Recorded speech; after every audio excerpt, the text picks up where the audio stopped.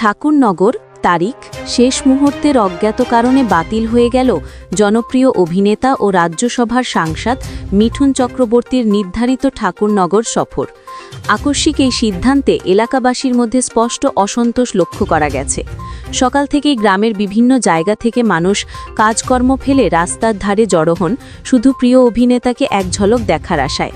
অনেকেরই দাবি বহুদিন পর মিঠুন চক্রবর্তীকে সামনে থেকে দেখার সুযোগ মিলতে চলেছিল, তাই প্রত্যাশাও ছিল তুঙ্গে।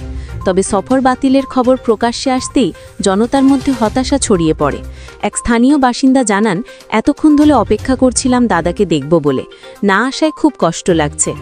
আয়োজকদের পক্ষ থেকে জানানো হয়েছে মিঠুন চক্রবর্তীর সফরের নতুন তারিখ শিগগিরই ঘোষণা করা হবে। আমি রাজু, সাথে আছি, সাথে থাকব। এই মুহূর্তে মিঠুন চক্রবর্তী এখানে আসছেন না, এখানে অনেক লোক হতাশ হয়ে বাড়ির দিকে চলে যাচ্ছে। এমন কিছু সাধারণ জনগণের কাছে শুনে দেখি যে তাদের মনোমানসিকতা কেমন আছে। এখানে তাদের যাকে দেখতে এত হাজার হাজার লোক এসেছে যে তাকে দেখতে পারলো না। শুনে দেখি কিছু মিঠুন চক্রবর্তী আসেনি তো, সেটাই বলছি, আসলো না। আপনাদের কেমন কেমন অসুস্থ আছে মনে হয়, এর জন্য আসতে পারেনি। আপনাদের খারাপ লাগছে না যে তাকে? খারাপ তো অবশ্যই লাগবে, হ্যাঁ, এত কষ্ট করে আসলাম এই জায়গাটা। আপনাদের বাড়ি? আমাদের বাড়ি আপনার নামটা জানতে পারি? আমরা আজ ঠাকুরনগর এসেছি ঠাকুরবাড়ি চক্রবর্তীকে দেখতে।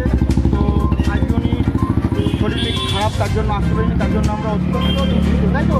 সবাই আমরা দুঃখিত, ঠিক আছে?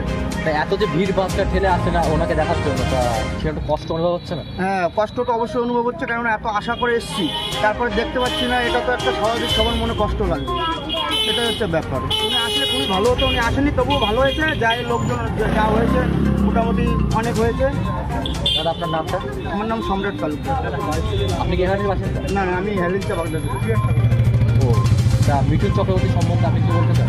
মিঠুন চক্রবর্তী একটি ভালো লোক, মানে উনি আসলে আমরা অত্যন্ত খুশি হতাম। চলচ্চিত্রের মিঠুন চক্রবর্তীকে আপনি অ্যাক্টর হিসেবে পছন্দ করেন নাকি নেতা মন্ত্রী হিসেবে পছন্দ করেন? উনি মানুষ হিসাবে অত্যন্ত ভালো, অ্যাক্টর হিসাবেও ভালো, প্লাস ওনার মন খুবই ভালো।